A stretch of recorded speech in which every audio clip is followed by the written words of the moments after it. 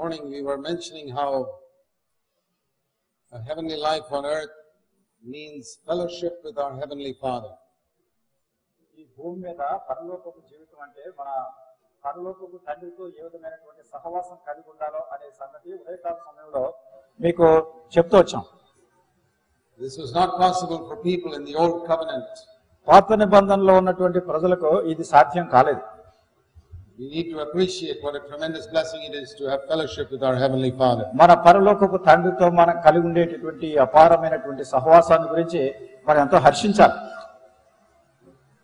In the Old Testament we don't have many glimpses of heaven. పాత నిబంధన గ్రంథంలో పరలోకాన్ని గురించినటువంటి అనేకమైనటువంటి ఛాయా రూపాలు మనకి తెలియదు. But we have one glimpse of heaven in Isaiah chapter 6. యెషయా గ్రంథము 6వ అధ్యాయంలో ఈ పరలోకాన్ని గురించినటువంటి ఒక చిత్రపటం ఉంటుంది. And when we say that heaven comes down into our heart through the Holy Spirit, పరిశుద్ధాత్మ ద్వారా పరలోకం మన హృదయాల్లోకి వస్తుంది అనే సంగతి చెప్పినప్పుడు it means the atmosphere of heaven will come into our heart. దాని అర్థం ఏంటంటే ఈ పరలోకపు వాతావరణం అంతా కూడా మన హృదయంలోకి వస్తుంది. Now we don't know about heaven unless we read the Bible. మనం దేవుని వాక్యం బైబిల్ చదివితేనే గానీ పరలోకాన్ని గురించి మనకు తెలియదు. And it is very different from the atmosphere on earth. ఈ భూమి మీద ఉన్నటువంటి వాతావరణం కంటే అది చాలా విభేదమైంది. And I'll tell you, it's very different from the atmosphere of Christian homes and what we see in many Christian churches also. మరి అనేకమైనటువంటి క్రైస్తవ గృహాలు గాని అనేకమైనటువంటి క్రైస్తవ సంఘాల్లో ఉండేటటువంటి వాతావరణం కంటే కూడా అది విభేదంగా ఉంటుంది. God gave Isaiah a vision of heaven. ఈ పరలోకాన్ని గురించినటువంటి దర్శనము దేవుడు యెషయాకు అనుగ్రహించినాడు. We don't know how much other prophets got such visions. అటువంటి దర్శనాలు ఇతర ప్రవక్తలకు ఎన్ని కలిగినవో ఆ సంగతులు మనకు తెలియవు. But even if they did, they were very reluctant to speak about it. ఒకవేళ అట్లాంటి వాళ్ళకి కలిగినప్పటికీ వాటి గురించి మాట్లాడే విషయంలో వాళ్ళు కొంచెం వెనకంజ వేశారు. The apostle Paul said in 2 Corinthians 12 that he was taken up to the third heaven. 2 కొరింథీ 12వ అధ్యాయంలో అపోస్తలుడైనటువంటి పౌలు మూడవ ఆకాశానికి కొనుపోబడినటువంటి సంగతిని గురించి మాట్లాడారు. And he said he heard things which it is not lawful for a man to speak about. ఆయన అన్నాడు ఒక మనుషుడు ఉచ్చరించుటకు తగనటువంటి సంగతుల గురించి ఆయన విన్నాను అని చెప్పాడు. Nowadays there are so many people who say that they have gone to heaven. ఈ దినాల్లో అనేక మంది ప్రజలు వాళ్ళ పరలోకానికి వెళ్ళొచ్చారని చెప్పేస్తూ ఉంటారు. And they tell us all types of stories of what they heard there and what they said there. వాళ్ళు అక్కడ ఏం విన్నారో వీళ్ళేం చెప్పారు అనేకమైన సంగతులు రకరకాల కథలు వాళ్ళు చెప్తా ఉంటారు. It's all stories. I don't believe it. ఇవన్నీ తప్పుడు కథలు, నేను నమ్మను వాటిని. I believe what Paul said, that పౌలు చెప్పిన సంగతే నేను నమ్ముతున్నాను. that it's not lawful to speak about what he heard. ఆయన ఏమైతే విన్నాడో వాటిని మానవుడు ఉచ్చరించుటకు తగినటువంటి. How is it that God told Paul it is not lawful to speak about what you heard here? మరి ఏమైతే ఇక్కడ నువ్వు విన్నావో వాటిని చెప్పడానికి తగవు అని పౌలుతో ప్రభు ఎందుకు చెప్పాడు? And nowadays so many people are talking about I went to heaven and I heard this and I talked to so and so. మరి ఈ రోజుల్లో అనేక మంది ప్రజలు నేను పరలోకానికి వెళ్ళాను, ఈ సంగతి విన్నాను, ఫలానా వాళ్ళతో నేను మాట్లాడానని ఎన్నో చెప్తున్నారు. I don't think these people in this generation are telling lies. అంటే ఈ తరంలో ఉన్నటువంటి ప్రజలు వాళ్ళు అబద్ధాలు చెప్తున్నారని నేను అనుకోను.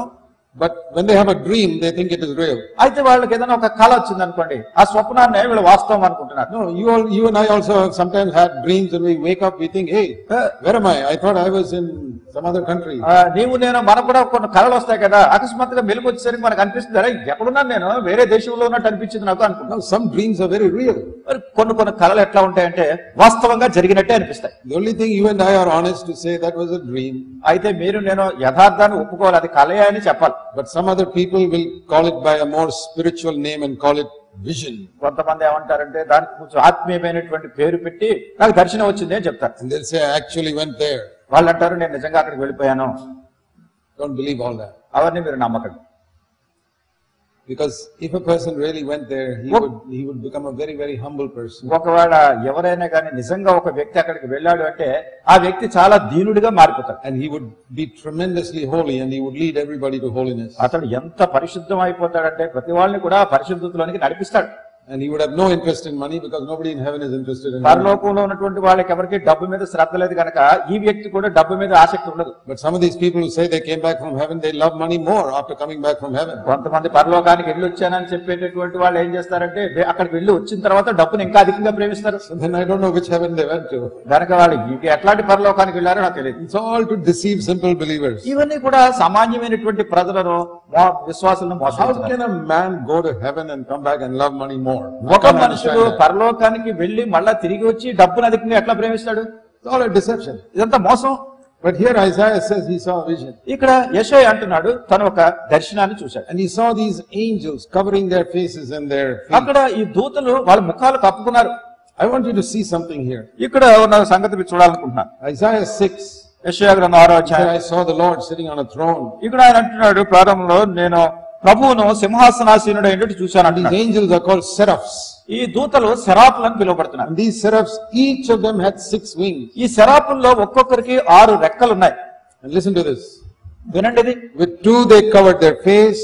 2 రెక్కలతో ముఖాలను కప్పుకుంటున్నారు. With 2 he covered his feet. 2తో వాళ్ళ పాదాలు కప్పుకుంటున్నారు. And with 2 he flew. మిగతా 2 రెక్కలతో ఎగురుతున్నారు. What is the meaning? ఏమిటి దీని అర్థం? With 4 wings they worship God. అంటే 4 రెక్కలతో దేవుణ్ణి ఆరాధిస్తున్నారు. With 2 wings they serve God. 2 రెక్కలతో దేవుణ్ణి సేవిస్తున్నారు. In heaven they worship more than they serve. మరి పరలోకం ఈ భూమి మీద కంటే పరలోకంలో అధికంగా ప్రభువుని ఆరాధిస్తున్నారు. And they said holy, holy, holy. వాళ్ళు అంటున్నారు పరిశుద్ధుడు పరిశుద్ధుడు పరిశుద్ధుడు They అంటున్నారు. had a tremendous reverence for God. దేవుని ఎట్లా అత్యధికమైనటువంటి భక్తి మర్యాదలు కనపరుస్తున్నారు. This is what heaven is like. ఇదే పరలోకం ఎట్లా ఉంటుంది. It's a place of worship. అది ఎల్లప్పుడూ ఆరాధనతో It's కూడిన a place స్థలం. of reverence for God. దేవుని ఎట్లా భక్తి మర్యాదలు కలిగిన స్థలం. We will serve him there, but we will worship him double how much we serve ఆయన him. మనం అక్కడ సేవిస్తాం కానీ దానికంటే అధికంగా 2 అంతలుగా ఆయన ఆరాధిస్తాం. And if our life becomes heavenly, we will worship more than we serve. మరి మనకి జీవితం కూడా పరలోక సంబంధమైనది అయినప్పుడు ఆయన సేవించడం కంటే అధికంగా ఆయన ఆరాధిస్తాం. And I also want to tell you that very few Christians have understood the meaning of real worship. ఇంకొక సంగతి మీకు చెప్పాలనుకుంటున్నాను. నిజమైనటువంటి ఆరాధన గురించినటువంటి సంగతి చాలా కొద్ది మంది క్రైస్తవులు మాత్రమే గ్రహించారు. Many people, what they call praise and worship is not worship. అనేక మంది ఏదైతే స్తుతి ఆరాధన అని అంటున్నారో అది నిజమైన ఆరాధన కాదు. When Isaiah went, he didn't see the angels swinging their hips with a guitar over there. అక్కడ యెషయా అక్కడికి వెళ్ళినప్పుడు అక్కడ ఉన్నటువంటి దూతలు గిటార్ పట్టుకుని అటు ఇటు ఊగులాడట్లేదు. No. లేదు. They were reverent. వాళ్ళు ఎంతో భయభక్తులతో ఉన్నారు. So many things that I see in Christian churches today, there is no reverence about it at all. ఈ దినాల్లో అనేకమైనటువంటి క్రైస్తవ సంఘాల్లో నేను చూస్తున్నటువంటి సంగతి ఏమిటంటే దేవుని గురించినటువంటి భక్తి మర్యాదలు కనపడడం లేదు. They call it worship. It is not worship. It's a deception. వాళ్ళు ఆరాధన అంటున్నారు కానీ నిజంగా అది ఆరాధన కాదు, ఇది ఒక మోసం. They have not seen the type of worship written in the New Testament and the Old Testament. నూతన బంధంలో గానీ పాత నిబంధనలో గానీ ఉన్నటువంటి ఆరాధన గురించి సరైన విధానంలో వాళ్ళు చూడలేదు. What is the reaction of Isaiah, who was the holiest man in Israel, when he saw this? ఇశ్రాయేలు దేశంలో అతి పరిశుద్ధుడైనటువంటి వ్యక్తి యెషయా ఈ దర్శనాన్ని చూసినప్పుడు ఎట్లా ప్రతిస్పందిస్తున్నాడు? Isaiah was the holiest man in Israel. ఇజ్రాయేలులో ఈ యెషయా చాలా అతి పరిశుద్ధుడైన వ్యక్తిగా ఉన్నాడు. And he sees this vision ఆయన ఈ దర్శనాన్ని చూస్తున్నాడు. and he says, "Oh, what a wretched man I am." ఆయన అంటున్నాడు నేను ఎంత దౌర్భాగ్యుడిని. Verse 5, I am a man of unclean lips. 5వ వచనంలో అంటున్నాడు అయ్యో నేను అపవిత్రమైన పెదవులు గలవాడిన. I dwell in the midst of a people of unclean lips. అపవిత్రమైన పెదవులు గల జనుల మధ్య నివసించువాడను. When he saw God in his glory, దేవుని యొక్క మహిమలో ఆయన చూసినప్పుడు the first thing he was convicted about was the way he was speaking. ఆయన ఒప్పించబడినటువంటి మొట్టమొదటి సంగతి ఏమిటంటే ఏంటి ఆయన మాట్లాడుతున్నాడు ఆ విధానం. I've seen so many Christians who go for their praise and worship meetings. నేను అనేక మంది క్రైస్తవులను వాళ్ళ స్తుతి ఆరాధన కూటాలకు వెళ్ళే వాళ్ళని చూశాను. And then they go home and they gossip and they backbite. వాళ్ళు ఇంటికి వెళ్ళిన తర్వాత వాళ్ళ మీద వీళ్ళ మీద మాట్లాడుకుంటూ ఉంటారు, ఇతరుల గురించినటువంటి సంగతులు మాట్లాడుకుంటారు. They are never convicted about the way they use their mouth. అసలు వాళ్ళ నోటిని కొండలు చెప్పడానికి ఉపయోగిస్తున్నాడు అన్న సంగతి గుర్తించిన వాళ్ళు. I say these people did not worship God on Sunday morning. నేను అనుకుంటాను వీళ్ళు ఆదివారం ఉదయం ప్రభుని ఆరాధించిన వాళ్ళు కాదు వీళ్ళు. There are many groups like that. అనేకమైన గుంపులు అట్లా ఉన్నారు. We must worship God on Sunday morning. ఆదివారం ఉదయాన్నే దేవుడిని ఆరాధించాలంటారు.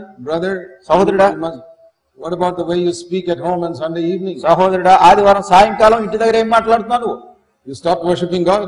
నువ్వు ప్రభుని ఆరాధించడం మరి మానేస్తున్నావా? Worship God is just for 2 hours. ఏది ప్రభుని Once a ఆరాధించడం week. ఆ వారానికి ఒకసారి 2 గంటలు మాత్రమేనా? It's an absolute deception. అది ఎంతో మోసము.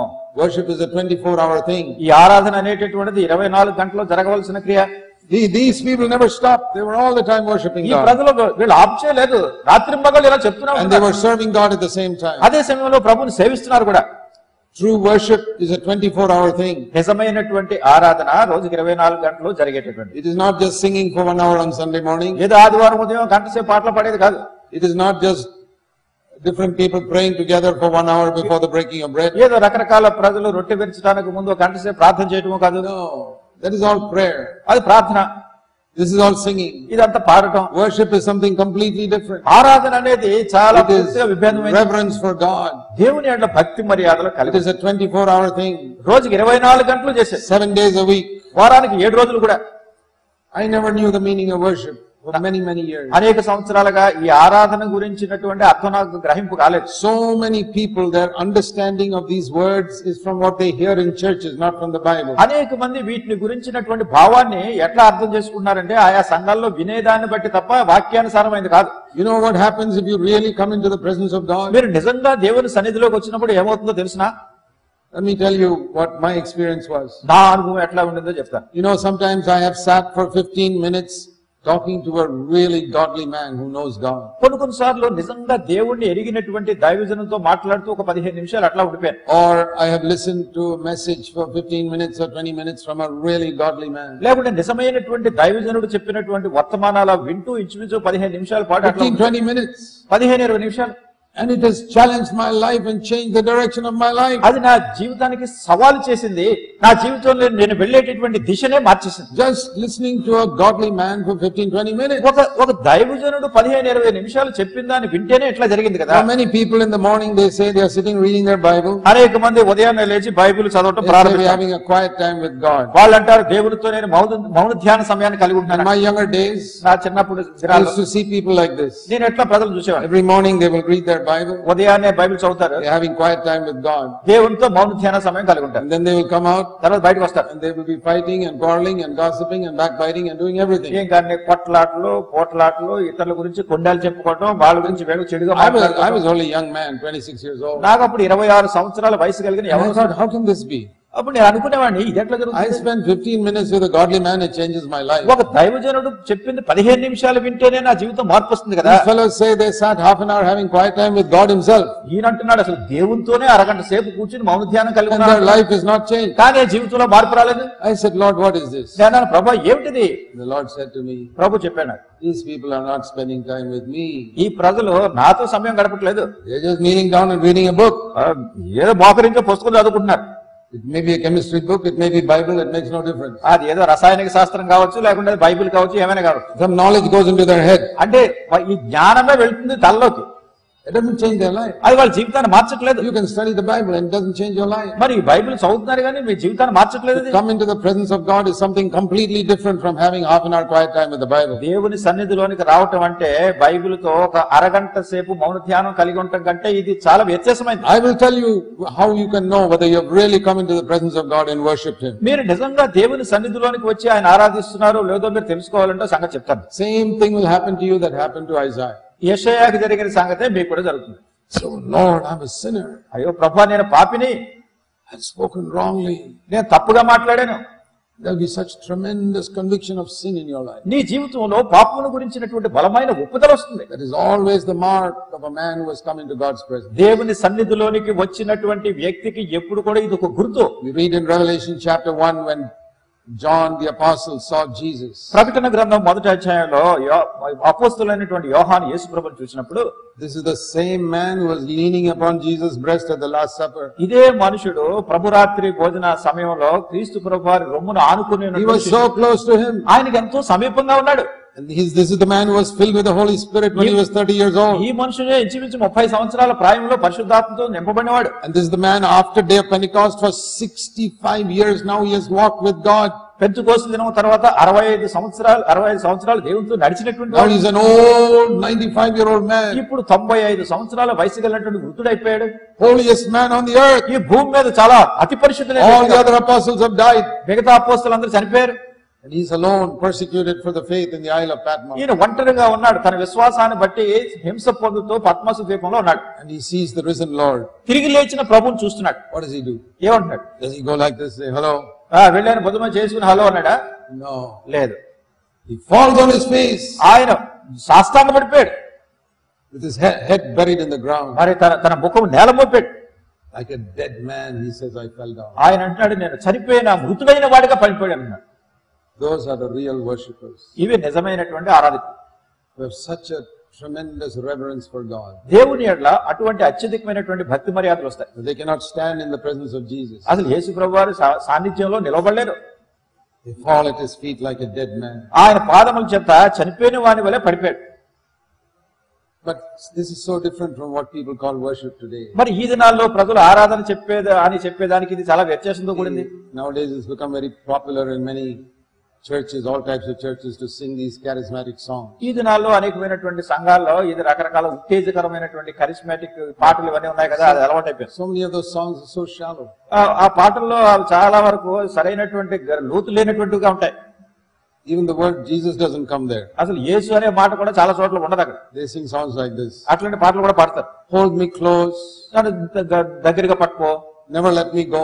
నన్ను ఎప్పుడు విడిచిపెట్టొద్దు. You don't know whether it's a Hindi film song or whether it is they sing it to Jesus, or who are they singing it to? అదేదైనా హిందీ సినిమా పాట లేకుంటే యేసు ప్రభు గురించి పాడుతున్నారు, ఏమిటో కూడా మనకు అర్థం కాదు. I miss you so much. నిన్ను ఎంతగానో నన్ను గట్టిగా పట్టుకో, Never let me go.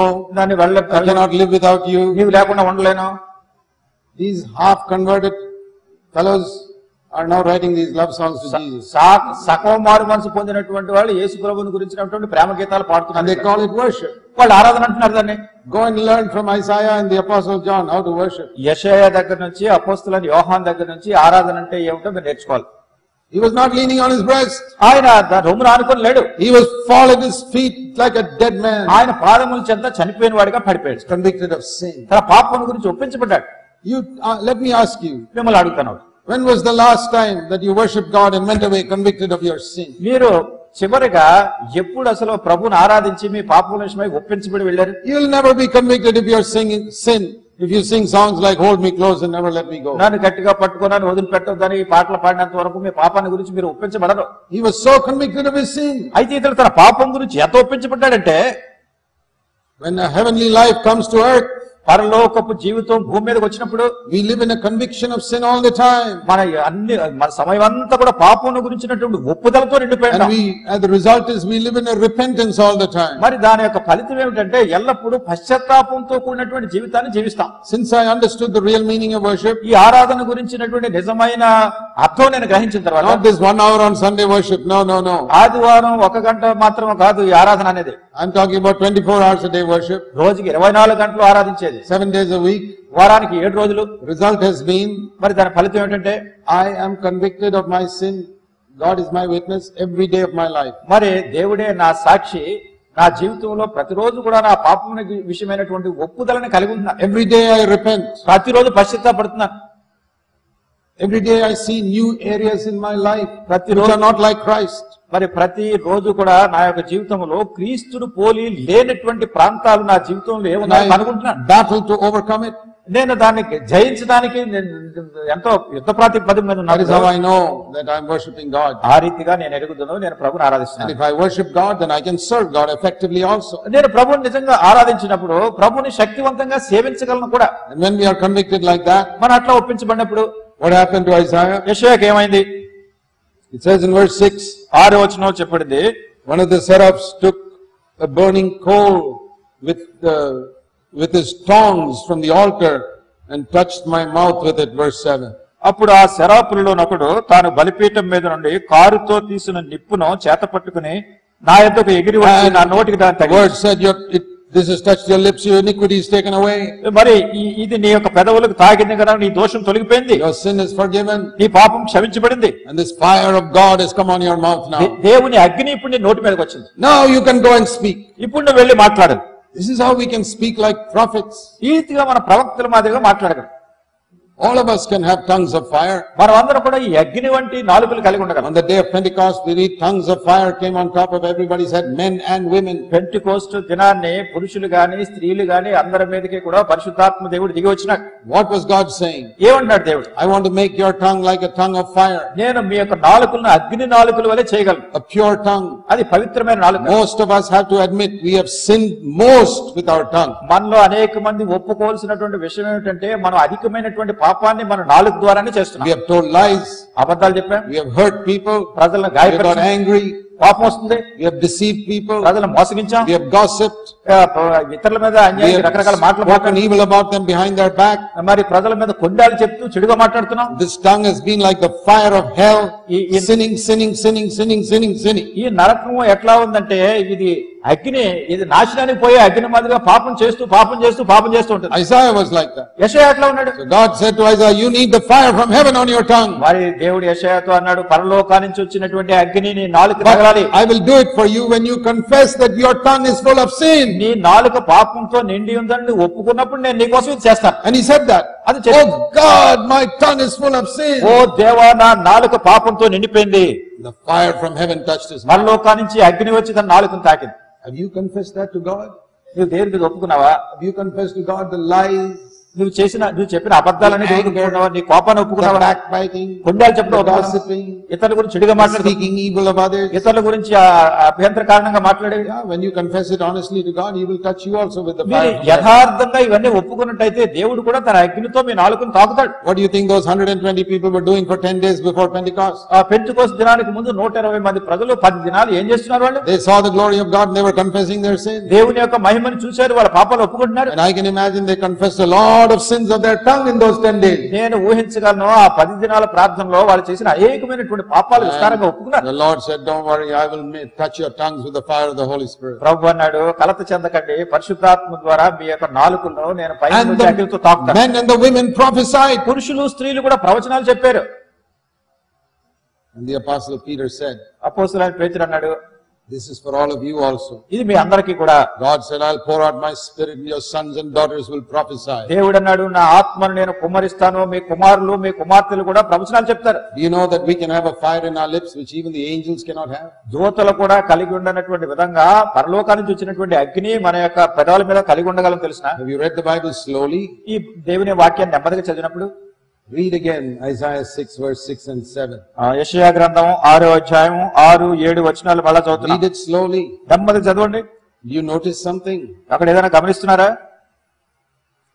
Do you notice that the angel cannot touch the fire with his hands?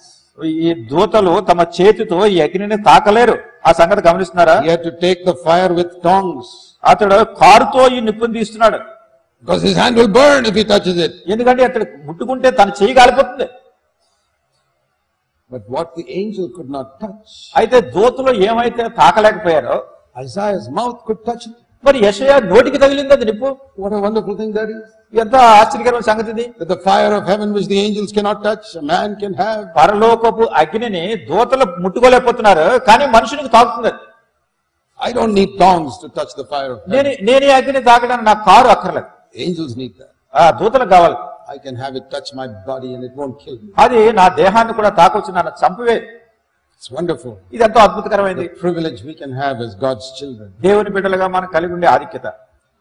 See, every glimpse that we have of heaven in the book of Revelation, ప్రకటన గ్రంథంలో పరలోకాన్ని గురించినటువంటి ప్రతి విధమైనటువంటి మచ్చు మనం చూసేటటువంటి there are 7 glimpses of heaven in Revelation. ప్రకటన గ్రంథంలో పరలోకాన్ని గురించినటువంటి మచ్చు 7 విధానాలుగా చెప్పబడింది. And all those 7 glimpses of heaven in Revelation show us one thing. పరలోకాన్ని గురించినటువంటి 7 విధములైనటువంటి మచ్చు కూడా ఒక సంగతి తెలియజేస్తుంది. People are always praising and worshiping God. ప్రజలు ఎల్లప్పుడూ కూడా దేవుణ్ణి స్తుతిస్తున్నారు, They are always thanking Him for what He has done. వాళ్ళు ఎల్లప్పుడూ కూడా దేవుడు చేసిన దానికి వందనాలు చెల్లిస్తున్నారు. In our communion with God, there are 4 steps. దేవునితో మనం కలిగి ఉండేటటువంటి సంబంధము, సహవాసము 4 మెట్లు ఉంటాయి. The first is prayer. ఒకటి ప్రార్థన. Prayer in faith. విశ్వాసముతో కూడిన ప్రార్థన. In faith means in dependence upon God. విశ్వాసంతోనే దానికి అర్థం ఏంటంటే దేవుని మీద ఆధారపడి. One of the best pictures of dependence and faith is the branch in a tree. అది ఈ విశ్వాసము ఆధారపడేటటువంటిది నమ్మిక, ప్రార్థన. ఇదేమిటంటే ఒక చెట్టుకున్నటువంటి కొమ్మ లాంటిది.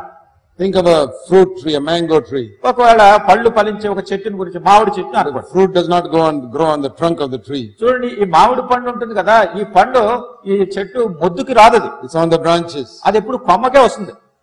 But the branches are so helplessly dependent on the tree. అయితే ఈ కొమ్మలు అనేటటువంటివి ఆ చెట్టు మొద్దు మీద పూర్తిగా ఆధారపడతాయి. Jesus said, I am the vine, you are the branches. యేసు ప్రభువారు అన్నారు, నేను ద్రాక్షావళిని, మీరు తీగలు. I think if you were in India, you would have said, I am the mango tree and you are the branches. ఒకవేళ మీరు భారతదేశంలో ఉంటాయని చెప్పవచ్చు, నేను మామిడి చెట్టును, మీరు మామిడి చెట్టు కొమ్మలు. The principle is the same. ఆ నియమం ఒకటే. He is the tree. ఆయనే చెట్టు, and I am the branch, నేను కొమ్మని, and I have to depend on the tree for everything. నేను ప్రతిదాని కోసం ఈ చెట్టు మీద ఆధారపడాలి. And that liquid sap that flows from the tree to the branch is the Holy Spirit. ఈ చెట్టు నుండి కొమ్మకు వచ్చేటటువంటి సారం అంతా కూడా పరిశుద్ధాత్మ. And the fruit comes automatically. దాని అంతటా అదే ఇక్కడ పండు వస్తుంది. The branch doesn't have to struggle. ఈ కొమ్మ అంతా ఏమీ కష్టపడక్కర్లేదు ఈ పండు తీసుకురావడం. It's so easy. When the sap flows in, the tree fruit comes. అది చాలా సులువు. చెట్టు నుంచి సారం ప్రవహిస్తూ వస్తున్నప్పుడు దాని అంతటా అదే పండు వస్తుంది. And the more fruit that comes, ఎంత అధికమైన పళ్ళు వస్తాయో, have you noticed that? The branch will hang down more. గమనించారా? కొమ్మ అంతగా కిందకు వంగిపోతుంది. That is the mark of a truly godly man. నిజమైనటువంటి దైవజనుని యొక్క గుర్తది. The more fruit comes from his life, the more humble he becomes. తన యొక్క జీవితంలో ఎంత ఫలభరితంగా ఉంటాడో అంతగా దీనుడైపోతాడు, కిందకు వచ్చేస్తాడు. Who are these proud believers? The ones who got no fruit in their branch. మరి అసలు వాళ్ళ యొక్క కొమ్మకి ఏ విధమైనటువంటి ఫలాలు లేనటువంటి అతిశయంతో కూడినటువంటి విశ్వాసులు ఎవరు వీళ్ళు? When you get a little fruit, you'll become more humble, brother. ఇంకా కొంచెం చిన్న పళ్ళు వచ్చినప్పుడు కొంచెం నెమ్మదిగా తగ్గుతారు దీనిలో.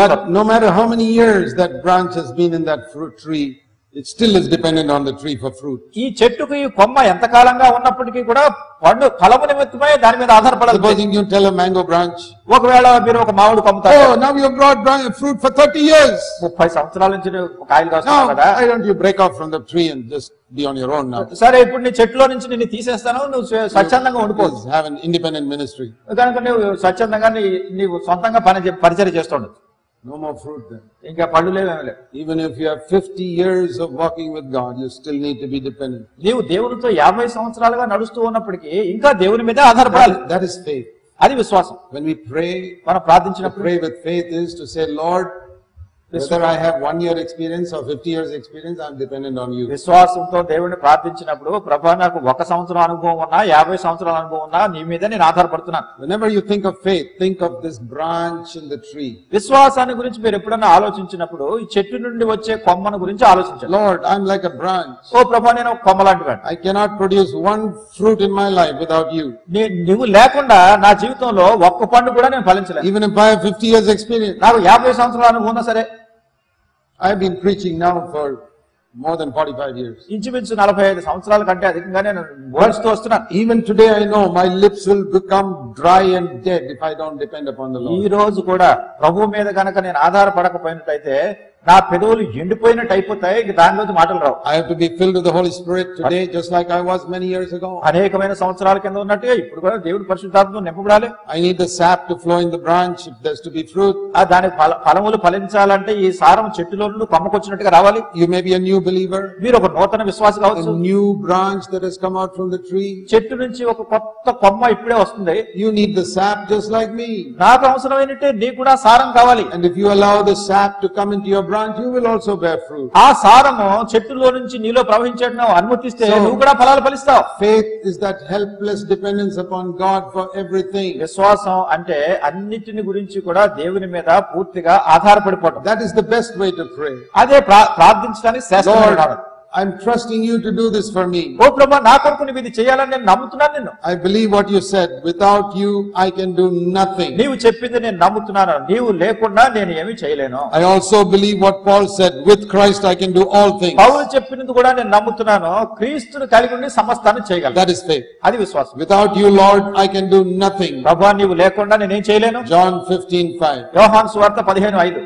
And the second part is రెండో భాగం Philippians 4:13. Philippi 4:13. With Christ I can do everything. క్రీస్తునందు నేను సమస్తం చేయగలను. You keep saying that. చెప్తూ ఉండండి. Lord, without Christ I can do nothing. ఓ ప్రభువా క్రీస్తు లేకుండా నేను చేయలేను. With Christ I can do everything. క్రీస్తుతో సమస్తం చేయగలను. That is faith. అదే విశ్వాసం. You pray like that. అట్లా ప్రార్థన చేయండి. If you pray like that, your faith, you will be praying in faith. మీరు అట్లా ప్రార్థిస్తే విశ్వాసంలో ప్రార్థిస్తున్నారు. That type of faith produces results. అట్లాంటి విశ్వాసము ఫలితాలు తీసుకొస్తుంది. So that is step 1. అదే మొదటి మెట్టు.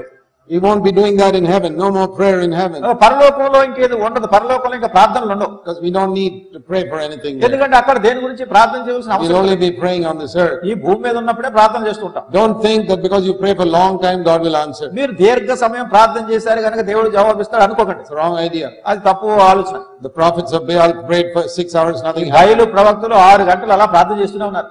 Elijah prayed for half a minute and the fire came. ఏలియా 1/2 నిమిషం ప్రార్థన చేశాడు, పరలోకం నుంచి అగ్ని వచ్చింది. It is not length of time.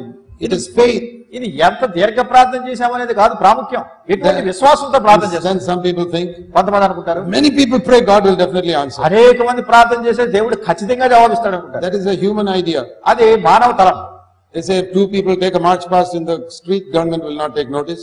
వాళ్ళు ఏమనుకుంటారంటే ఇద్దరు గనక రోడ్డు మీద మార్చ్ పాస్ చేస్తే ప్రభుత్వం వాళ్ళు If two పట్టించుకోరు. people are walking with a banner, ఇద్దరు బ్యానర్స్ పట్టుకుని నడుస్తున్నారు అనుకోండి, if two people, ఇద్దరే. but if 20,000 people walk, then the government will take అయితే notice. 20,000 మంది ప్రజలు కనుక బ్యానర్ పట్టుకుని నడిస్తే ప్రభుత్వం వాళ్ళు వెంటనే స్పందిస్తారు. We think God is like that.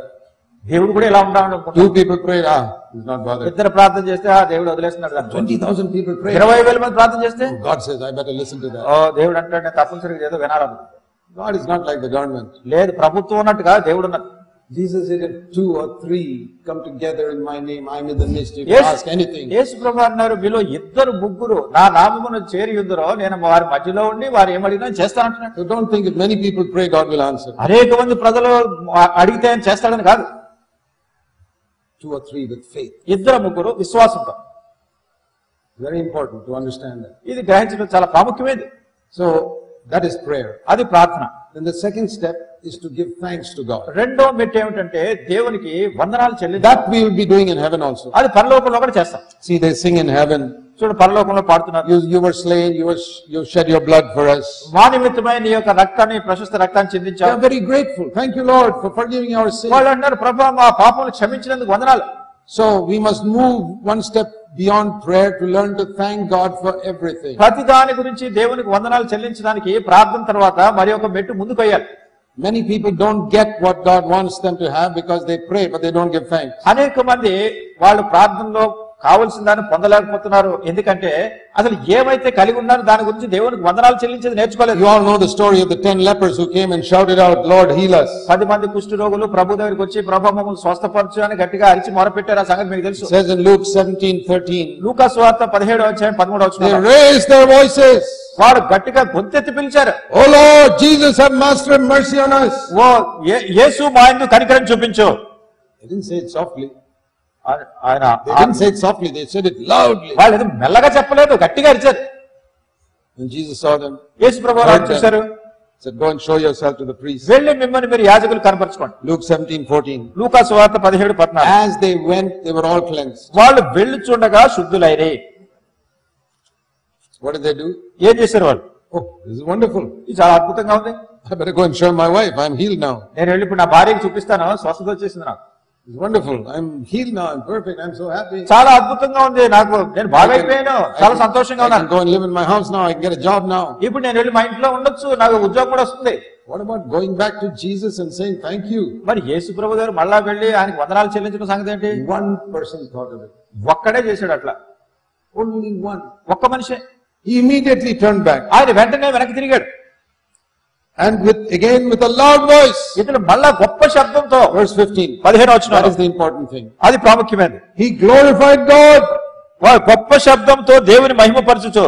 See, when he asked for prayer, he prayed with a loud voice. మరి ప్రార్థనలో అడిగినప్పుడు గొప్ప శబ్దంతో గట్టిగా అరిచాడు. When he came back to thank Jesus, మళ్ళా తిరిగి వచ్చి ప్రభు వందనాలు చెల్లించడానికి he didn't come and tell him softly in his ear, thank you very much. నెమ్మదిగా ఆయన చెవిలోకి వెళ్ళి ప్రభు నీకు వందనాలు చెల్లిస్తున్నా అట్లా చెప్పలేదు. He made everybody hear, Jesus has healed me, thank you Lord. అందరికి వినబడేటట్టు చెప్పాడు, ప్రభా నీవు నన్ను స్వస్థపరిచావు, నీకు వందనాలు చెల్లిస్తున్నా. And like the apostle John, it says in verse 16, he fell on his face at Jesus' feet. అపోస్తలుడు అయినటువంటి యోహాను కూడా యేసుక్రీస్తు ప్రభువు పాదముల దగ్గర పడిపోయాడు, కింద సాష్టాంగపడ్డాడు. And it says he was a Samaritan. ఇతడు సమరయుడు అని. You know who are the Samaritans in your life? మీ జీవితంలో ఉన్నటువంటి సమరయులు ఎవరో తెలిసినా? The people of some other denomination who you think don't know God. వేరే రకమైనటువంటి డినామినేషన్ లో ఉన్న వాళ్ళ గురించి మీరు అనుకుంటారు, వాళ్ళకి దేవుడు అంటే తెలియదు అనుకుంటారు. See, all of you sitting here, you belong to some denomination which you think is the only right denomination. మీరు ఇక్కడ కూర్చున్న వాళ్ళు చాలా మంది రకరకాల డినామినేషన్ చెందిన వాళ్ళు మీ డినామినేషన్ సరైనదని అనుకుంటారు. Many denominations think like that. చాలా మంది డినామినేషన్ అంటారు, We are the right denomination. మేమే మా డినామినేషన్ సరైనది, All the others, they are all Samaritans. మిగతా వాళ్ళందరూ సమరయులు అంటారు. But that Samaritan is the one who came and thanked God. ఆ సమరయుడే వెనక్కి వచ్చి వందనాలు చెల్లించాడు దేవుడికి. Don't despise Christians in the other denominations. కనుక క్రైస్తవుల్ని, ఇతర తెగల్లో ఉన్నటువంటి వాళ్ళని, ఇతర సహవాసాల్లో ఉన్న వాళ్ళని ఏమి విమర్శించకండి. Many of their leaders are wrong, I know, teaching wrong things. వారిలో అనేక మంది నాయకులు తప్పుగా బోధిస్తున్నారు నాకు. But the poor people sitting in their congregation, some of them are sincere people. అయితే వాళ్ళని వినేటటువంటి వాళ్ళ శ్రోతల్లో ఉన్నటువంటి వాళ్ళు చాలా యథార్థమైన వాళ్ళు. Oh, I don't despise Christians. I expose the wrong teachings of the leaders. కనుక వాళ్ళని తృణీకరించట్లేదు కానీ వాళ్ళ నాయకులు చెప్పేటటువంటి తప్పు బోధనల గురించి నేను చెప్తాను. I have seen some sincere believers in almost every denomination. నేను చూశాను ఇంచుమించు ప్రతి తెగలోనూ, ప్రతి డినామినేషన్ లో యథార్థవంతులైన క్రైస్తవులు ఉన్నారు. They are my brothers and sisters in Christ. వాళ్ళు క్రీస్తునందు నా సహోదరులు సహోదరులు. And I value them. నేను వాళ్ళకి ఎంతో విలువిస్తున్నాను. And so here was the Samaritan who thanked God like anything. ఇక్కడ ఈ సమరయుడు దేవునికి ఎంతో వందనాలు చెల్లిస్తున్నాడు. And he came to Jesus. యేసు ప్రభువు దగ్గరికి వచ్చాడు. Did Jesus expect the other 9 to come back and thank him? మరి ఇతర 90 కూడా వచ్చి వందనాలు చెల్లించాలని యేసు It's a very ప్రభువు కోరాడా? important question. ఇది చాలా ప్రాముఖ్యమైన ప్రశ్న. When you pray to God for something నీవు దేని కోసమైనా దేవుని and you ప్రార్థించినప్పుడు, get an answer, నీ దానికి జవాబు వచ్చినప్పుడు, does the Lord expect you to come back and thank him? మీరు వెనక్కి వచ్చి ఆయన వందనాలు చెల్లించాలని దేవుడు కోరుతున్నాడా? He does.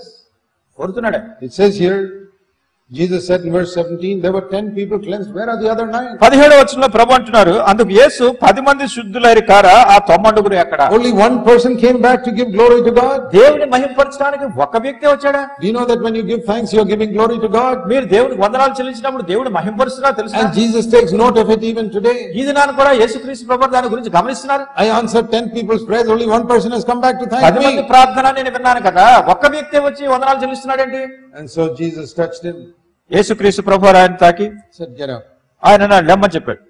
You are saved. నీవు రక్షణ పొందావు. Your faith has saved you. Verse 19. 19వ వచనంలో నీ విశ్వాసము నిన్ను స్వస్థపరచును. It is more than healing.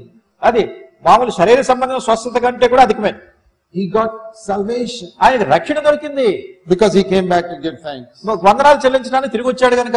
The other people got healing. వేరే వాళ్ళకి స్వస్థత వచ్చింది. He got salvation also. అయితే ఇతని రక్షణ కూడా వచ్చింది. So what I learned from that is, దాని నుంచి నేను నేర్చుకున్నది see ఏమిటంటే, here it says in my Bible in the margin, Jesus said to him, your faith has saved you. ఇక్కడ నా బైబిల్లో మార్జిన్ ఏమందంటే, నీ విశ్వాసమే నిన్ను రక్షించింది, నీకు రక్షణ ఇచ్చింది. That's how it is. Your faith has saved you. నీ విశ్వాసము నీకు రక్షణ ఇచ్చింది. Those 9 people, their faith healed them. ఆ 90 కూడా వాళ్ళ విశ్వాసం వాళ్ళ స్వస్థపరిచింది. You not only got healing, you got అయితే salvation. నీకు స్వస్థత మాత్రమే కాదు, నీకు రక్షణ కూడా వచ్చింది. How did you get salvation? ఎట్లా వచ్చింది రక్షణ? Because you came back to give thanks. ఎందుకంటే నువ్వు వందనాలు చెల్లించినా తిరిగి వచ్చావు. I want to tell you something. కానీ ఇక్కడ చెప్పాలనుకుంటున్నా, All those who learn to give thanks get something more than those who pray. దేవునికి వందనాలు చెల్లించే వాళ్ళందరూ కూడా ప్రార్థన చేసే వాళ్ళకంటే వీళ్ళకి ఇంకా అధికంగా దేవుని ద్వారా పొందుతారు. Those who pray do get an answer from God. ప్రార్థన చేసే వాళ్ళు దేవుని దగ్గర నుంచి జవాబు పొందుతున్నారు. But those who give thanks get something more. అయితే వందనాలు చెల్లించేటటువంటి వాళ్ళు ఇంకా అధికంగా దేవుడు ఇస్తున్నాడు. Those who pray get a blessing. ప్రార్థన చేసే వాళ్ళకి దీవెన వస్తుంది. Those who give thanks get a greater blessing. వందనాలు చెల్లించే వాళ్ళకి ఇంకా అధికమైన దీవెన వస్తుంది. Are you familiar with this verse of this word that Jesus spoke in Acts 20? అపోస్తల కార్యములు 20వ అధ్యాయంలో యేసుక్రీస్తు ప్రభువు చెప్పిన ఒక మాటను గురించి మీరు విన్నారా? Very interesting. That something that Jesus said is not found in the Gospels. It's found in the Acts of the Apostles. యేసుక్రీస్తు ప్రభువు చెప్పినటువంటి ఒక చక్కటి మాట సువార్తల్లో కనపడలేదు కానీ అపోస్తల కార్యములో ఉంది. And it's spoken and it's mentioned by Paul, who never even walked with Jesus. అసలు యేసు ప్రభువుతో నడవనటువంటి వ్యక్తి పౌలే ఈ మాటలు చెప్తున్నాడు. Acts 20:35. అపోస్తల కార్యములో 20వ అధ్యాయం 35. It says Jesus said these words. యేసు ప్రభువు ఈ మాటలు చెప్పారు. Very beautiful words. చాలా చక్కటి మాటలు. It is more blessed to give than to receive. పుచ్చుకొనుటి కంటే ఇచ్చుట ధన్యము. Now read that slowly. నెమ్మదిగా చదవండి దీన్ని. It is more blessed to give than to receive. పుచ్చుకొనుట కంటే ఇచ్చుట ధన్యము. What does that mean? దాని అర్థం ఏంటి? Is there a blessing in receiving? దాన్ని పొందటంలో ధన్యత ఉందా? Yes. ఉంది. He didn't say there's no blessing. దాంట్లో ధన్యత లేదని చెప్పలేదు. There is blessing in receiving. పొందటంలో ధన్యత ఉంది. But there's more blessing in giving. దానికంటే ఇచ్చుటలో ఇంకా అధికమైన ధన్యత. It applies in many areas in life. జీవితంలో అనేకమైన భాగాల్లో ఇది పనిచేస్తుంది. The 9 lepers, they received healing. 90 కుష్ఠరోగులు కూడా స్వస్థత పొందారు. Was that a blessing? అది దీవెన కదా? Of course it's a blessing to be healed from leprosy. ఆ కుష్ఠరోగా నుంచి స్వస్థత పొందడం దీవెనే. But what did the 10th fellow do? అయితే 10వాడు ఏం చేశాడు? He went and gave something. వెళ్ళి మళ్ళా ప్రభుకి ఏదో ఇచ్చాడు. Gave thanks. ఆయన వందనాలు చెల్లించాడు. That didn't cost him anything. దానికి ఆయనకి ఖర్చు అవ్వలేదు. Just words. కొన్ని మాటలు. No, he didn't not give money. Just thank you, Lord. డబ్బు కూడా ఇవ్వలేదు. ప్రభువా నీకు వందనాలు చెల్లిస్తున్నాను. He got more blessed. ఆయనకు అధికమైన దీవెనలు వచ్చాయి. It's always a principle in life. జీవితంలో ఎప్పుడు ఇది ఒక నియమం. You receive something from the Lord, ప్రభు దగ్గర నుంచి ఏదో పొందుతున్నావు, you get a blessing. నీకు దీవెన వస్తుంది. But when you give thanks, అయితే నువ్వు వందనాలు you చెల్లించినప్పుడు get a greater blessing. దానికంటే అధికమైన దీవెన వస్తుంది. Or when you give that which you have received to somebody else who needs it. అయితే నువ్వు పొందినటువంటిది అక్కర కలిగినటువంటి ఇతరులకు నువ్వు ఇచ్చేవారు. For example, if God has given you plenty of money, ఉదాహరణ చూడండి, దేవుడు మీకు చాలినంత డబ్బు ఇచ్చాడు. you say, well Lord, this is far too much than what I need. మీరు అనుకుంటారు, ప్రభువా నాకు కావాల్సిన దానికంటే చాలా ఎక్కువ డబ్బు Let ఇచ్చాడు, me help some poor believers with it. కనుక కొంతమంది పేద విశ్వాసులు ఉంటే నేను వాళ్ళకి ఇస్తాను. Is it good when God blessed you with money? దేవుడు మీకు డబ్బు ఇచ్చాడు, దీవించాడు, మంచిదే That కదా, is definitely a blessing. ఖచ్చితంగా మంచిదే. When cost of living goes up, it's good that you get money to be able to live. అన్ని ఖర్చులు ఎక్కువైపోయినటువంటి దినాల్లో చాలినంత డబ్బు దేవుడు మీకు ఇచ్చాడంటే ఆశీర్వాదం అది. Nothing wrong in building your house, having money to build your own house. తప్పులేదు, మీరు ఇల్లు కట్టుకోవడంలో తప్పులేదు, ఇల్లు కట్టుకోవడం తప్పు కావడం తప్పు కాదు, That's a blessing. అది దీవెన. It's a blessing to be able to eat healthy food, to give good education to our children. It's all a blessing. మంచి ఆరోగ్యవంతమైన ఆహారం తినడం కానీ, పిల్లలకు మంచి చదువులు చెప్పించడం కానీ, ఇది ఆశీర్వాదమే. But when you have received all these blessings, మీరు ఎప్పుడు చూసినా ఈ దీవెనలు పొందుతూనే ఉంటున్నారనుకో. praise the Lord, you've been blessed. దేవుడి స్తోత్రములు మీకు. But when you say, Lord, I've got so much now, అయితే ఇప్పుడు అంటున్నారు, ప్రభు నాకు చాలా ఎక్కువ ఉంది. let me think of some of these other people who have not got so much. అసలు ఇంత ఎవరికి లేదో వాళ్ళ గురించి మీకు ఆలోచిస్తాను, Let me give something to them. కనుక వాళ్ళకు కూడా కొంత ఇస్తాను. You'll get a greater blessing. మీకు అధికమైన ఆశీర్వాదం There వస్తుంది. are very few people who do that. కొద్దిమంది ప్రజలు ఎట్లాంటివి They చేస్తారు, only think of themselves. చాలా మంది వాళ్ళ కోసం. I have learned the truth of this in my life. ఈ దీనిలో ఉన్న సత్యాన్ని నా జీవితంలోనే తెలుసుకున్నాను. That it is more blessed always to give than to receive. పుచ్చుకున్నటి కంటే ఇచ్చుట ఎల్లప్పుడూ కూడా ధన్యకరమే. I have received tremendously from the Lord. ప్రభు యొద్ద నుండి నేను అత్యధికంగా పొందాను. In all these 50 years, I cannot count the number of blessings God has given ఈ me. 50 సంవత్సరాల్లోనూ కూడా ప్రభు నాకు ఇచ్చినటువంటి ఆశీర్వాదాలు అసలు లెక్క పెట్టలేను. Spiritually, ఆత్మీయంగా God has shown me some amazing things from the scriptures. ప్రభు లేఖనాల నుండి చాలా ఆశ్చర్యకరమైన సంగతులను బయలుపరిచారు. He's given me such a wonderful life in Him. ఆయన యందు అద్భుతకరమైన జీవితాన్ని ఇచ్చారు. He's blessed me physically. ఆయన శారీరకంగా కూడా నన్ను దీవించారు. I've hardly ever been sick in these 70 years. ఈ 70 సంవత్సరాల్లో అసలు ఎప్పుడు నాకు పెద్ద అనారోగ్యం ఏమీ కలగలేదు. I've traveled for 45 years, never missed one meeting in my life because of sickness. 45 సంవత్సరాలుగా నేను ఎంతో ప్రయాణాలు చేస్తూ వాక్య పరిచర్య చేస్తున్నాను. అనారోగ్యాన్ని బట్టి ఒక మీటింగ్ కూడా వెళ్ళడం మానలేదు.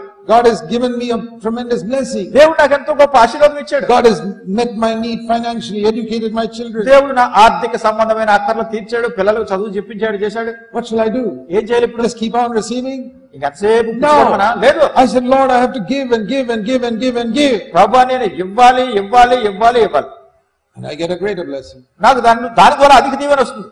And give thanks and give thanks and give thanks. నేను దేవునికి వందనాలు చెల్లిస్తున్నాను. Dear brothers and sisters, ప్రియ సహోదరులారా, సహోదరులారా, please learn one lesson today. ఈ దినాన్ని ఒక పాఠం నేర్చుకోండి. You have missed the greater blessing because you have kept on receiving. మీరు ఎల్లప్పుడూ కూడా పొందటంలోనే ఉన్నారు కనుక అధికమైన దీవెన మీరు పోగొట్టుకోండి. You would have got a much greater blessing if you had learned to give also. అసలు ఇచ్చుట అనేది మీరు నేర్చుకున్నప్పుడు దీనికంటే అధికమైన దీవెన మీరు పొందుండేవాళ్ళు. Think of that poor widow who came and put 2 cents in the offering box. ఆ పేద విధవరాలు 2 నాణేలు కానుక పెట్టెలో వేసింది. I thought about that. దాని గురించి నేను ఆలోచించాను. Supposing I saw one poor widow and I knew she had only 2 paisa. ఒకవేళ నేను ఎవరైనా పేద విధవరాలు చూశాననుకోండి, ఆమె 2 పైసలే ఉన్నాయనుకోండి. Now, those days 2 cents must have got something more than today's 2 cents. ఆ దినాల్లో 2 పైసలు అంటే ఈ దినాల్లో ఉన్నదానికన్నా చాలా విలువైన. Maybe she could have had one meal at least. మరి కనీసం వాటి ద్వారా ఒక పూట భోజనాన్ని వస్తుంది. And I see her coming and putting the money in that box. ఆమె వచ్చి ఆ కానుక పెట్టెలో అది వేయడం చూశాను. I would have stopped her. నేను ఆపేసి I ఉండేవాడిని. said, sister, please don't put that. Sister ఆగండి, ఆ కానుక వేయకండి మీరు. You've got needs in your life. Use it for yourself. నీ జీవితంలో నీకు ఎన్నో అక్కర్లు ఉన్నాయి, దానికి ఉపయోగించుకోండి. But God's way of thinking is not my way of thinking. అయితే దేవుడు తలంచే విధానం నేను తలంచే విధానంలో ఉండదు. Jesus sees her. యేసు ప్రభువు చూస్తున్నాడు. Let her do it. చేయని ఆవిడని. Let her do it. ఆవిడ చేయని. She'll get 100 times because she has learned to give. ఎందుకంటే ఇవ్వటం నేర్చుకుందా కనుక 100 ఆమెకు వస్తుంది. మళ్ళా If she keeps it to herself, ఒకవేళ దాని దగ్గరే పట్టుకుని ఉంటే she'll always see the 2 cents. అస్తమాన 2 నాణేలు 2 పైసలు చూసుకుంటూ కూర్చోవాలి. If she gives it, అది ఇస్తే somewhere she will get 200. ఎక్కడి నుంచో 200 రూపాయలు వస్తాయి. That is God's way. అది దేవుని వాక్యం. Jesus knew that. యేసు ప్రభువు అది ఎరుగును. Anybody who gives to God, God will give him 100 times. ఎవరైతే దేవునికి ఇస్తున్నారో దేవుడు వాళ్ళకి 100 ఇస్తున్నాడు. I've seen that in my life. నా జీవితంలో చూశాను. And so Jesus didn't stop her. యేసు ప్రభువు ఆమెను ఆపలేదు. అందుకే Give. సరే, And I'll also use you as an example to my disciples. నా శిష్యులకి ఈ ఉదాహరణ చెప్తానండి.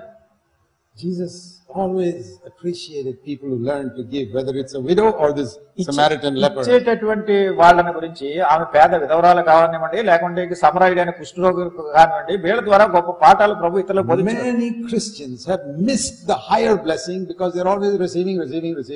అనేక మంది క్రైస్తవులు అత్యధికమైనటువంటి ఆశీర్వాదాలు పోగొట్టుకుంటున్నారు. కారణం ఏంటంటే ఎంతసేపు వాళ్ళకు కావాలి అనుకుంటూనే ఉంటున్నారు. Somebody asked me once, Brother Zach, how do you remember all these scriptures? ఒకసారి ఎవరు నన్ను అడిగారు, సోదరుడు జాక్ గారు, అసలు ఈ లేఖనాలన్నీ ఎలా గుర్తుంటున్నాయి మీకు అన్నారు. I can't remember anything. నాకేం జ్ఞాపకం ఉండట్లేదు. I said, I don't have a better memory than you. నేను అన్నాను, మీకంటే నాకేం జ్ఞాపక శక్తి ఎక్కువేం లేదు. I will tell you the secret and it will become true in your life also. అయితే దీని రహస్యం చెప్పేస్తాను, అది మీ జీవితంలో కూడా సత్యం అవుతున్నాను. Whenever I read a scripture, నేను ఎప్పుడైనా లేఖనం చదివినప్పుడు and it blesses me, అది నన్ను దీవిస్తుంది, I have received something. ఏదో నేను పొందాను, I don't keep it to myself. అది నాలోనే పెట్టుకున్నాను. If I keep it to myself, I'll forget it. అది నాలోనే పెట్టుకుంటే దాని సంగతి మర్చిపోతాను. I give it to somebody. మళ్ళీ దాన్ని ఇతరులకు I ఇచ్చేస్తాను. share it with somebody. ఇతరులతో పంచుకుంటాను. Somebody comes to my house, I share, brother, I got this verse. This is how God spoke to me. ఎవరన్నా మా ఇంటికి వచ్చినప్పుడు, సహోదరుడా దేవుడు నాకు ఈ వాక్యం ద్వారా మాట్లాడాడు అని ఆయన పంచుకుంటాను. If I'm writing to somebody, I say, this is the verse that God blessed me with. లేకుంటే ఎవరికైనా ఏదైనా రాస్తున్నప్పుడు, ఇదిగో ఈ వాక్యం ద్వారా ప్రభు నన్ను You దీవించాడు. don't have to be a preacher. మీరే బోధకుడు You can be కావాలి. a mother at home, some sister comes to visit you. ఇంట్లో ఒకవేళ మీరు తల్లిగా ఉన్నారు, ఎవరో ఒక స్త్రీ మిమ్మల్ని దర్శించడానికి వచ్చారు, Tell her. వాళ్ళతో చెప్పండి. Instead of gossiping of what happened in your neighbor's house, మీ పక్కింట్లో ఏం సంగతులు జరుగుతున్నాయో చెప్పేదానికి బదులు, instead of all that useless stuff, ఆ పనికిరాని మాటలని మాట్లాడేదానికి tell బదులు, her, I read a verse today that really blessed my heart. ఆమెతో చెప్పండి, ఈ రోజు ఒక వాక్యం చదువుకున్నాను, నిజంగా నా జీవితంలో ఆశీర్వాదం You got కలిగింది. a blessing? నీకు దీవెన వచ్చింది, Give it. ఇతరులకు ఇవ్వండి. I tell you, that verse will remain in your head. ఆ వాక్యము ఇంక ఎప్పుడు కూడా మీ మనసులో నిలిచిపోతుంది. I said, that is how these verses remain in my head. నేను అన్నాను, ఆ రీతిగా ఈ వాక్యాలు, ఈ వచనాలన్నీ కూడా నా మనసులో, What I receive, I give. నేను ఏవైతే పొందుతున్నానో ఇస్తున్నాను. And I'm always ready to give. నేను ఎల్లప్పుడూ ఇవ్వడానికి సిద్ధంగా ఉన్నాను. God keeps it there. దేవుడు దాని అక్కడ ఉంచుతున్నాడు. So I say, you try it. You'll find it's true in your life. నేను అన్నాను, మీరు ప్రయత్నం చేయండి, మీ జీవితంలో కూడా నెరవేరుతుంది. Like a miser, you keep it all to yourself.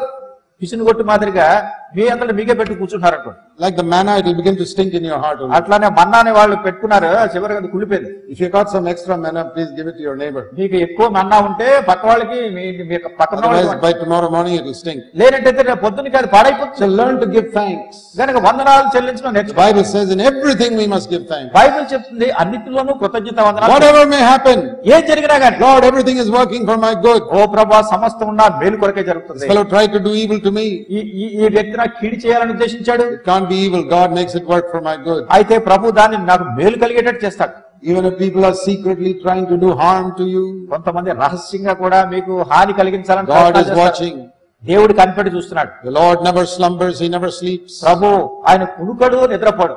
He's watching and He's protecting His children. ఆయన ఎల్లప్పుడూ తన బిడ్డలను కనిపెట్టి చూస్తున్నాడు, All the భద్రపరుస్తున్నాడు. schemes of the devil, అపవాది వేసే పన్నాగాలన్నీ, the Lord will confuse all of them. ఆ ప్రభు వాటన్నిటిని కలవరపరుస్తాడు. అపవాది You can give thanks for everything that people do.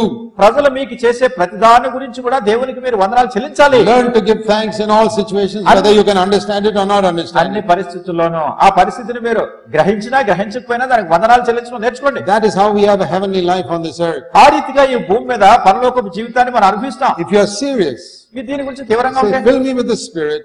ప్రభా, నీ ఆత్మ- Lord, help me to give thanks for everything. ప్రభా, ప్రతి దాని గురించి నీకు వందనాలు చెల్లించడానికి నాకు సహాయం చేయి. God will do wonders for you. దేవుడు మీకు అద్భుతాలు చేస్తాడు. Once you have learned to give thanks, మీరు ఒక్కసారి వందనాలు చెల్లించడం కనుక నేర్చుకుంటే, then you must go to the third step. అప్పుడు మూడో మెట్లోకి వెళ్తారు. The third step is to praise God. మూడవ సంగతి ఏమిటంటే దేవుని స్తుతించడం.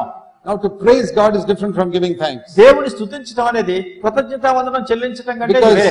thanksgiving is thanking the Lord for what He's done for me. కృతజ్ఞతా వందనం అంటే దేవుడు నాకు ఏమైతే చేశాడో Lord, దానికి you వందనాలు healed చెల్లించడం. me of my leprosy. ఓ ప్రభా, నా కుష్ఠరోగం నుంచి బాగు చేశావు, You saved my child. నా బిడ్డను నువ్వు You రక్షించావు, gave promotion to my child. లేకుంటే నా బిడ్డకు ప్రమోషన్ ఇచ్చావు, You got a good marriage for my daughter. నా కుమార్తెకు మంచి వివాహం జరిపించావు, You gave me a house to live in. నేను ఉంటానికి ఒక ఇల్లు ఇచ్చావు, You given me a word to bless me.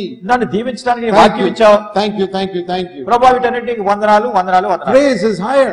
ఈ స్తుతి అనేది దీన్ని మించింది. Lord, now I've forgotten about all the things you've done for me. ఓ ప్రభా, ఇప్పుడు నువ్వు చేసినవన్నీ నేను I మర్చిపోతున్నా. thank you for all that. వీటన్నిటికి వందనాలు. Now I'm thinking of who you are. అసలు నువ్వు ఎవరో అనే దాని గురించి నేను ఆలోచిస్తున్నాను. You are so holy. నువ్వు ఎంతో పరిశుద్ధుడు. I'm not thinking of what you've done for me now. నువ్వు ఇప్పుడు నాకేదో చేసావని నేను ఆలోచించట్లేదు.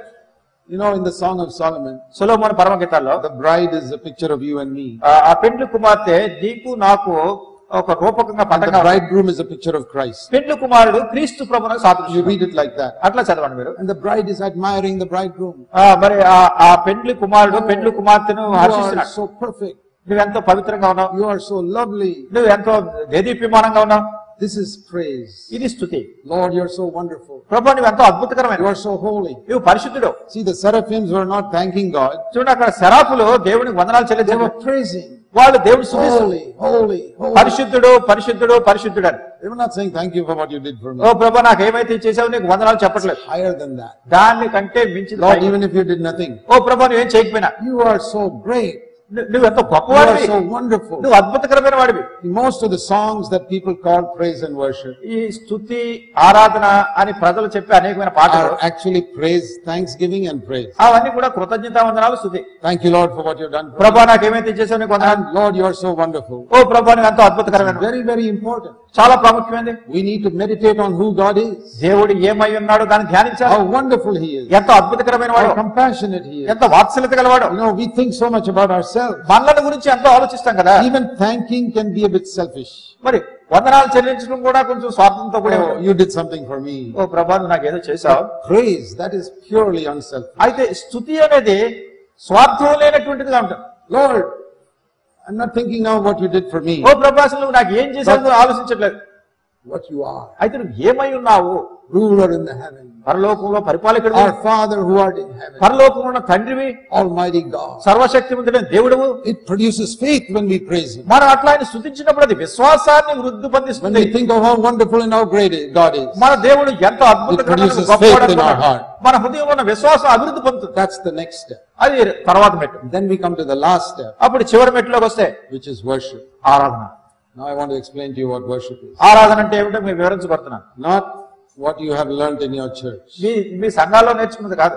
If you want to seriously study worship, మీరు నిజంగా ఈ ఆరాధన గురించి తీవ్రంగా ఆలోచించాలంటే, if you take a concordance in the English language and look at all the places where worship is mentioned in the New Testament, ఇంగ్లీషులో ఉన్నటువంటి కంకార్డెన్స్ తీసుకుని నూతన బంధంలో ఆరాధన అనే మాటలన్నీ మీరు చూస్తే you'll find it is not thanksgiving and it is not praise. మీరు అక్కడ చూసేది ఏంటంటే అది కృతజ్ఞతా వందనాలు కాదు, స్తుతి కాదు. You ask yourself, మిమ్మల్ని మీరే ప్రశ్నిస్తారు. many of you have gone to meetings where you say you're worshiping God. మీలో అనేక మంది ప్రభువుని ఆరాధించడానికి మీటింగ్ వెళ్ళేవారు. But what you have actually done in those meetings is thanking God or praised Him. You అయితే didn't worship at ఆ all. Meeting లో మీరు చేసింది ఏమిటి అంటే ప్రభువు వందనాలు చెల్లించారు, లేకుంటే స్తుతించారు కానీ ఆరాధించలేదు.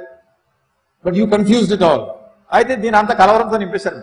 You don't know the difference between thanksgiving and praise and worship. కృతజ్ఞత అంటే ఏంటో, స్తుతి అంటే ఏంటో, ఆరాధన అంటే ఏంటో భేదం తెలియలేదు. And if you don't know the difference, then you'll think thanksgiving is worship, ఒకవేళ ఈ భేదం తెలియకుండా కృతజ్ఞత వందనాన్ని ఆరాధన అనుకుంటే, and you'll think praise is worship, అయితే స్థుతి ఆరాధన అనుకుంటే, and the devil wants you to think like that. అపవాది మిమ్మల్ని ఎట్లా తలంచేట్టు చేస్తే, So you'll never worship God at all. దేవుడిని అసలు ఆరాధన చేయట్లేదు. మీరు You think I've done it? నేను చేశానని మీరు Yeah. Did you worship God? దేవుడు ఆరాధించావా? Yes, brother. Sunday morning before the breaking of bread, I worshiped God. అవును సహోదరుడా, రొట్టె విరిచే ముందు ఆదివారం ఉదయాన్నే ఆరాధన చేశాను. What do you mean? Do you think Jesus worshiped God only one day a week? యేసుక్రీస్తు ప్రభువారు వారానికి ఒకసారే దేవుని He was ఆరాధిస్తున్నారు. worshiping God every day. ప్రతిరోజు ప్రభుని You ఆరాధిస్తున్నారు. need to understand what worship is. ఈ ఆరాధన అంటే మీరు గ్రహించాలి.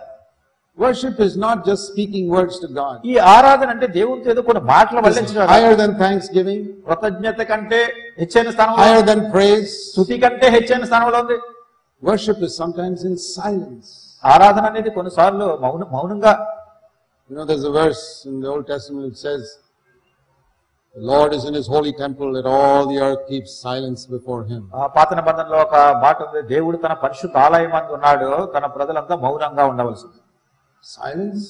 మౌనంగా ఉండేదా? Worship is in silence many times. అంటే అనేక పర్యాయములు ఈ ఆరాధన మౌనంగానే జరుగుతుంది. I find that. నేను కనుగొన్నాను. Worship can begin with words, ఈ ఆరాధన మాటలతో ప్రారంభించవచ్చు, then it goes on to song, తర్వాత కీర్తనలోకి వెళ్ళొచ్చు, and ends in silence. తర్వాత అది మౌనంగా ఉండే సమయంతో అంతమవుతుంది. If you really have worshipped God, Really? it would have come to silence finally. మరి మీరు నిజంగా దేవుని ఆరాధిస్తే చివరికి వచ్చేసరికి అలా మౌనంగా ఉండే స్థితికి వచ్చేస్తుంది.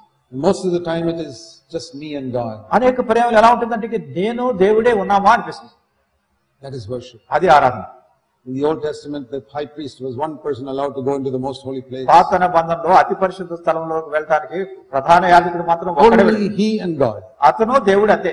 He worshipped. అంతే ఆరాధన చేస్తుండే. That is the best way to worship. అది ప్రభువుని ఆరాధించే శ్రేష్టమైన విధానం. Many times when I'm alone, చాలా సార్లు నేను ఒంటరిగా or when I wake up in the middle of the night and I'm lying down on my bed, ఒకవేళ రాత్రి సమయంలో నాకు మెలుకు వచ్చినప్పుడు మధ్యరాత్రిలో పడక మీద everybody's asleep, అందరూ నిద్రపోతున్నారు, me and God నేను దేవుడు worshiping, ప్రభువుని ఆరాధించు, my face down on the bed, నా ముఖము పడక మీద పెట్టి worshiping God. ప్రభువుని ఆరాధించు. Or sometimes in a meeting, లేనట్టయితే కొన్నిసార్లు మీటింగ్ లో many people are praying and somebody's in that corner, I cannot even hear what he's saying. అనేకులు ప్రార్థన చేస్తున్నారు, ఎవరో అక్కడ మూలన ఉన్నారు, ఏం చెప్తున్నారు కూడా వినపట్లేదు. I'm alone then. నేను అప్పుడు ఒంటరిగా, because I cannot hear. He's 100 feet away, I can't even hear what he's ఎందుకంటే saying. 100 అడుగుల దూరాన్ని ఉన్నటువంటి నాకు వినపడడం లేదు. But I'm alone then with God. అప్పుడు నేను దేవుడితో ఒక్కడే ఉన్నాను. Let him pray, I'm worshiping God here. సరే అతను ఆయన ప్రార్థన చేస్తున్నాడు, నేను దేవుడు ఆరాధన There చేస్తున్నాను. are so many situations where we can worship God. అనేకమైనటువంటి పరిస్థితుల్లో ఇట్లా ప్రభువుని ఆరాధించవచ్చు. But what do other people do? ఇతరులు ఏం చేస్తారు? Oh brother, this prayer meeting they have, I can't even hear that fellow. సహోదరుడా ఏదో ప్రార్థన మీటింగ్ పెట్టారు, అతను ఏం చేస్తున్నాడు వినపట్లేదు. And someone else there in same language I cannot even understand. అక్కడ ఎవరో ఏదో భాష మాట్లాడుతున్నారు, అది నాకేంటో అర్థం కావట్లేదు. Those are the best times for me. అది నాకు మంచి సమయాలు ఇవి. Because I can't understand that fellow's language. ఎందుకంటే అతని భాష నాకు అర్థం I can't hear that fellow praying in that corner. అతడు ఆ మూలలో ప్రార్థన చేసేది I వినపట్లేదు. say, great, now I can worship you God. సరే దేవా నేను ఆరాధన చేస్తాను. Just me and you. నీవు నేను అంతే. I'll tell you some of the best times I have in a prayer meeting is when it is silence. ఆ ప్రార్థన కూటాల్లో చాలా శ్రేష్టమైనటువంటి సమయాలు నేను కలిగి ఉన్నది ఏమిటంటే మౌనంగా ఉన్న సమయం. If you learn to worship God, your life will be changed. మీరు ప్రభువుని ఆరాధించడం నేర్చుకున్నాడు, మీ జీవితమే మారిపోతుంది. Say, Lord Jesus, you are everything to me. ప్రభు అయిన యేసు నీవే నాకు సర్వమై ఉన్నావు. These are the words of a true worshipper. నిజమైనటువంటి ఆరాధకుని మాటలు. Psalm 73 verse 25. 73వ కీర్తన 25వ వచనం. Lord Jesus, whom have I in heaven but thee, and there's no one I desire on earth. ఆకాశమందు నీవు తప్ప నాకెవరున్నారు, నీవు నాకుండగా లోకంలోనిది ఏదియూ నాకు అక్కరలేదు. I desire no one on earth but you. ఈ లోకంలో నీవు తప్ప నాకెవరు లేరు. When I get to heaven, I only want you. నేను పరలోకానికి వెళ్ళినా నీవే నాకు కావాలి. That is a true worshipper. అది నిజమైనటువంటి ఆరాధన. If you can say that మీరు అది చెప్పినప్పుడు every day, ప్రతిరోజు, I desire nothing on earth but you. ఈ భూమి మీద నాకు ఏం అక్కర్లేదు, నీవే కావాలి. I don't want good food. నాకు I మంచి don't ఆహారం want good అక్కర్లేదు, clothes. మంచి బట్టలు I అక్కర్లేదు, don't want my husband to get me a new sari. నా భర్త నాకు మంచి చీర తేవాలనుకోవట్లేదు, I don't want anything. నాకేం అక్కర్లేదు, I want you. నీవే కావాలి. That's all. అంతే. You're a worshipper. అది ఆరాధన. Very few Christians are worshippers. కొద్ది మంది క్రైస్తవులు మాత్రం ఇట్లా ఆరాధించేవాళ్ళు. But worship is what brings heaven to this earth. ఈ ఆరాధన అనేటటువంటిది పరలోకాన్ని భూమి మీద తీసుకొచ్చేది. You want heaven in your life? మీ జీవితంలో పరలోకం In your కావాలనుకుంటున్నాం. home? ఇంట్లో Learn to give thanks. వందనాలు Learn చెల్లించడం, to praise God. ప్రభుని స్తుతించడం నేర్చుకోండి, And learn to worship Him. ప్రభుని ఆరాధించడం నేర్చుకోండి. Let's pray. ప్రార్థన చేసుకుందాం. Heavenly Father, పరలోకపు తండ్రి, we thank you for the reality of these things that we can experience every day. ప్రతి రోజు కూడా మేము అనుభవించే ఈ వాస్తవికమైనటువంటి సంగతులు బట్టి మీకు వందనాలు. Help us to walk in the light of your word. మీ వాక్యం వెలుగులో నడుచుకునే మాకు సహాయం చేయండి. Pray in Jesus' name. యేసు నామమున ప్రార్థిస్తున్నాం.